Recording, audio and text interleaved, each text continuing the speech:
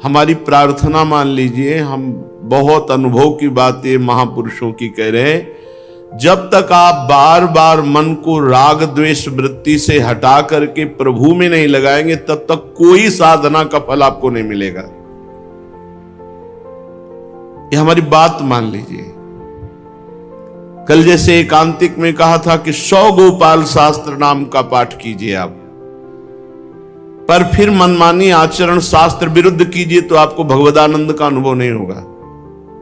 और एक बार जिन नाम लिए हित सो होए अति दीन, ताको संग न छाड़े ध्रुव अपनो कर लीन। अगर दैन्य होकर अपनापन अहमता ममता श्री जी के चरणों में समर्पित करके एक बार राधा, ये बहुत बड़ा काम आपका बना देगा, बहुत बड़ा काम। आप बाहरी पाठ किए, बाहरी भागवतिक क्रियाएं किए, आंतरिक चिंतन नहीं संभाला और क्रियाएं गंदी करते रहे, तो बस ठीक ऐसा ही परिणाम समझो जैसे चलनी में गाय दुहने वाले को कभी दूध पीने को नहीं मिलता। ऐसे ही भागवतिक साधन कर रहा है पर असाधन बड़े जोर का है तो उसे भगवदानंद का अनुभव नहीं होगा। ये हमारी प्रार्थना मान लीजिए, खाली रहना ही मृत्यु है। मार देगा कहीं न कहीं, कोई न कोई वासना में फंसा देगा मन हमारा। नाम चलाते रहे, कैसे भी हम पापी रहे हो, कैसे भी हम निकृष्ट आचरण वाले रहे हो, नाम पकड़ लिया तो जो दुर्लभ गति है वो सब सुलभ हो जाएगी। बस यही बात नहीं साधक पकड़ पाते। बाहरी दौड़ भाग में बहुत विश्वास है, आंतरिक नाम चलाने में चूंकि मन राजी नहीं है इस बात पर, क्योंकि मन को अधीन होना पड़ेगा। अगर नाम का चक्र चल पड़ा तो वासनाओं का चक्र भस्म हो जाएगा जो हमें जन्म मृत्यु के चक्र में डालता है। नाम हमारी प्रार्थना मान लीजिए, हमारे हृदय की बात मान लीजिए। जो परेशान साधक है उनका कारण है खाली रहना। महाभागवत हनुमान जी महाराज बहुत विचार पूर्वक कह रहे हैं, खूब चौपाई सबको याद है। कह हनुमंत विपति प्रभु सोई,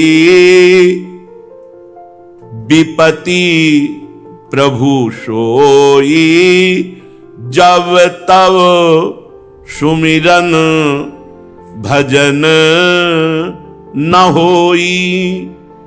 हे प्रभु, वही विपत्ति है जिस क्षण आपका भजन नहीं किया जाता, आपका सुमिरन नहीं किया जाता। सेवा और सुमिरन से जो रहित क्षण है, समय है, वही मृत्यु है, वही हानि है। हानि हरिवंश के नाम अंतर पड़े, लाभ हरिवंश उच्चरत बानी। बार बार सबको सुन सुनकर ये कंठस्थ हो गया होगा कि नाम बाणी जहां श्याम श्यामा तहां, नाम बाणी सुनत श्याम श्यामा सुबस, नाम बाणी निकट श्याम श्यामा प्रगट। तो नाम बाणी से बिलक क्यों हो? या तो नाम चल रहा है या तो लीला गायन चल रहा है, खाली क्यों हो?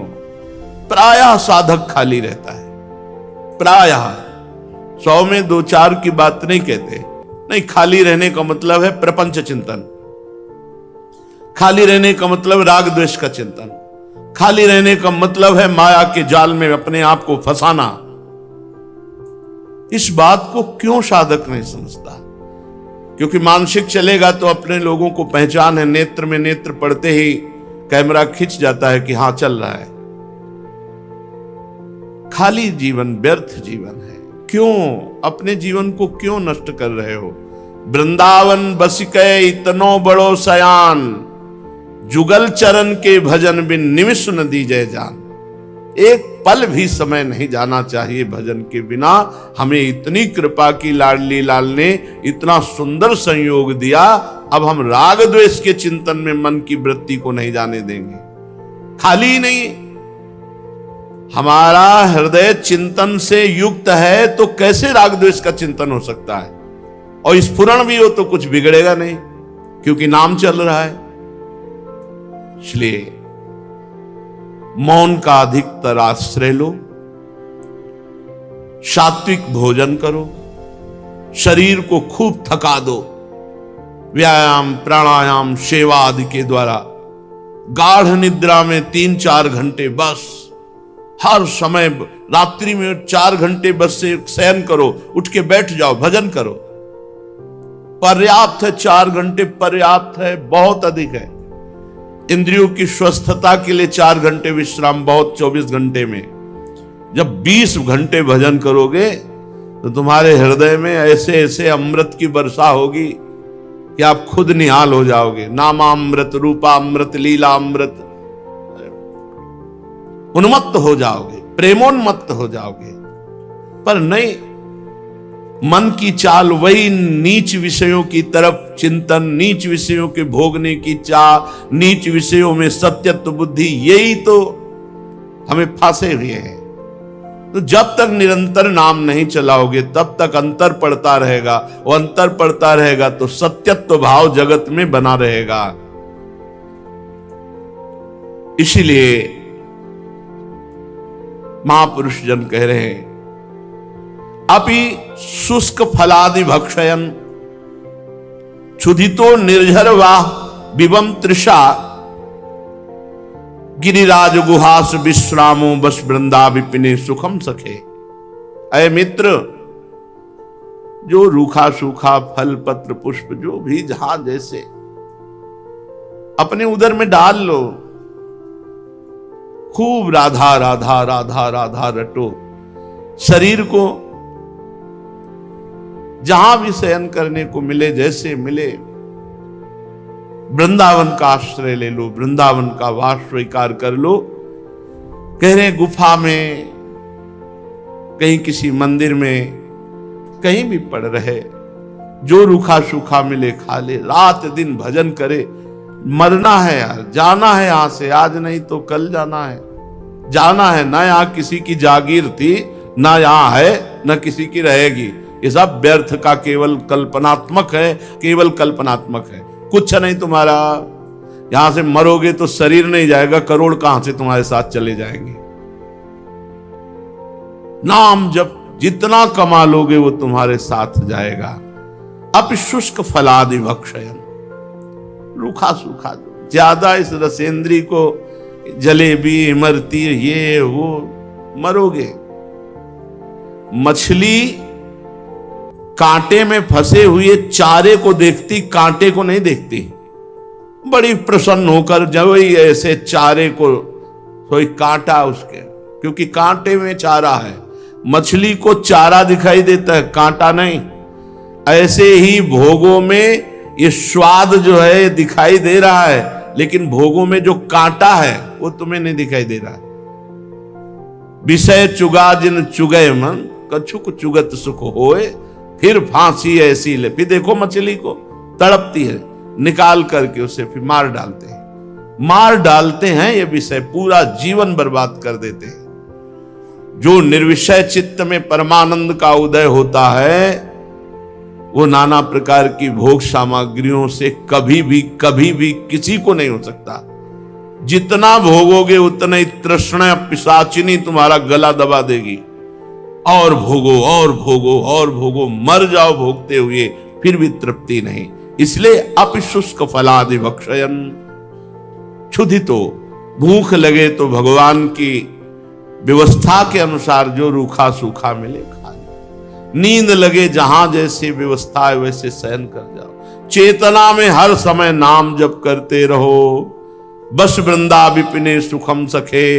हे सखे, यदि वृंदावन का आश्रय वास स्वीकार है तो परम सुख को प्राप्त हो जाओगे। तुम कैसे हो वृंदावन ये नहीं देख रहा। धर्माभासोप्यः नहीं में नैव पापाच्च भीति, पाप करने से कभी भयभीत नहीं हुआ।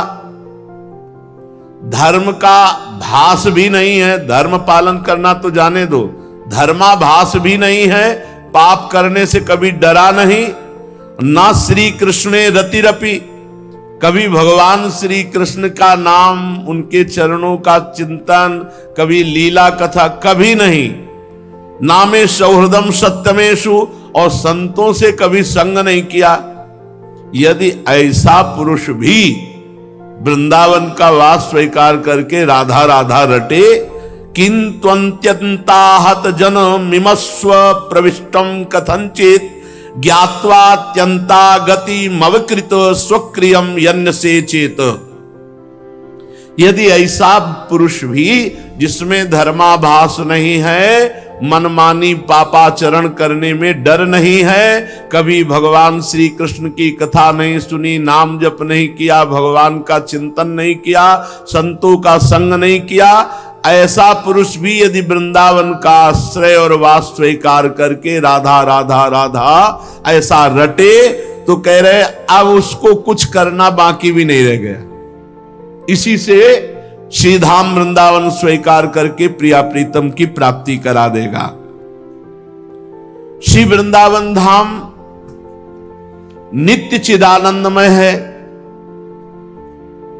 और हमारा वास करते हुए भी अपराध बन रहा है। देखो, धाम में हम सोच कर रहे हैं, लघु शंका कर रहे हैं, धाम में हम अपने शरीर जनित न जाने कौन कौन सी क्रियाएं कर रहे हैं। तो कह रहे श्री वृंदारण्य नित्यम विहित बहुत राक्षम्य पापा स्वधर्म त्यागी नो वेद गुरुवादिकमपि वचसा वंदित हृदूरः।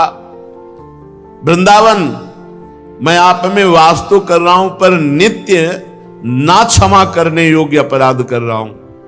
प्रिया प्रीतम की नित्य रस भूमि में जब हम वास करते हैं तो हमारी दिनचर्या जनित बहुत से अपराध हैं, बहुत से पाप हैं जो हमारे द्वारा हो जाते हैं, जो ना करने योग्य कार्य हैं। मानो जैसे वैष्णव अपराध है, व्यभिचार है, किसी को भी दंड देना है, किसी को गाली गलौज, ये तो रोको, ये तो रोका जा सकता, पर कुछ ऐसे हैं जो स्वाभाविक हो ही जाते हैं। थोड़ी रज पात्र मार्जन के लिए हितधाम में, तो उधर पीछे खेत की तरफ रज में होता कि हमको वहां से लेना जहां कोई लघु शंका न कर सके। जैसे झाड़ी हैं, उनके बीच में वहां कोई जाता नहीं, तो वहां से रज लाए, क्योंकि किसी जी के पात्र मार्जन।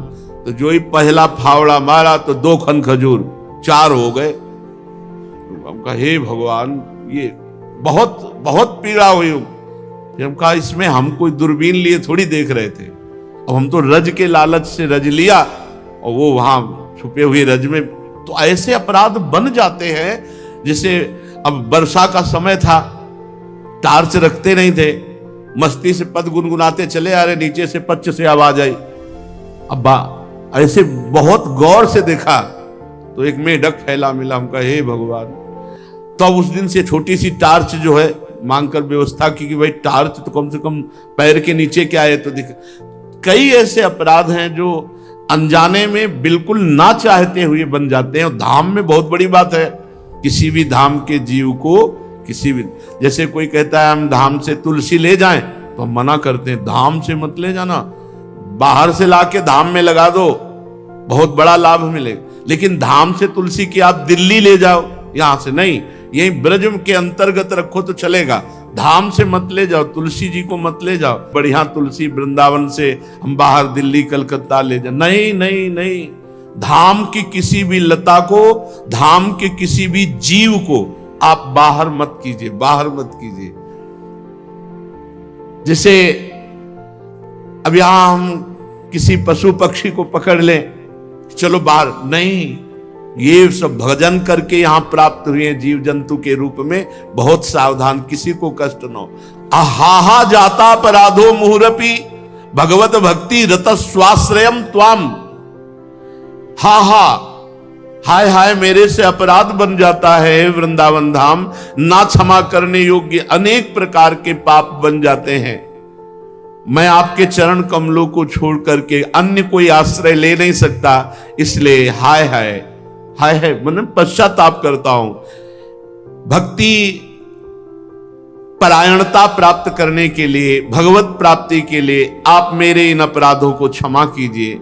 आप ही केवल मेरे आश्रय दाता हैं। हे वृंदावन धाम, मेकम ज्ञात्वा श्रितोहम त्वयि च भवदघा किम करोमि क्वायामि। मैं कहीं जा सकता नहीं, अब कुछ कर सकता नहीं, जो कुछ ऐसे अपराध हैं तो हे वृंदावन धाम आप क्षमा कीजिए, मैंने आपका आश्रय लिया है। जो जिसका आश्रय ले लेता है वही संपूर्ण भार स्वीकार कर लेता है। हमारा आश्रय वृंदावन धाम ने ले लिया, हम सब वृंदावन धाम के आश्रित है। जानबूझकर कोई पाप न करें, कोई धर्म विरुद्ध आचरण न करें। शेष जो हमारे द्वारा ऐसी गलतियां त्रुटियां हो जाएंगी वो धाम अपनी कृपा से सहज में क्षमा करेगा। हमें जानबूझकर किसी जीव को पीड़ा नहीं पहुंचानी, पर कई परिस्थितियां ऐसी हमने देखी, वो परिस्थिति में कुछ उपाय नहीं है, वो होगा जो हो रहा है होगा, कोई उपाय नहीं है। वर्षा के दिनों में जैसे ये लाइट पड़ती है तो बहुत से कीड़े रास्ते में हो जाते हैं। जब परिक्रमा लगाते थे तो केसी घाट में लाखों कीड़ा। अब आप कितना पैर बचा के चलो, हमें लगता है केसी घाट पार करने में 200-400 तो मर ही जाएंगे। वो ऐसे लंबी लंबी पूंछ वाले, वो ऐसे बहुत कुछ ऐसे अपराध हैं जिनको रोका ही नहीं जा सकता, तो उनके लिए हाय हाय क्षमा कीजिए हे वृंदावन धाम, हम आपकी शरण में, आप हमारे आश्रयदाता है।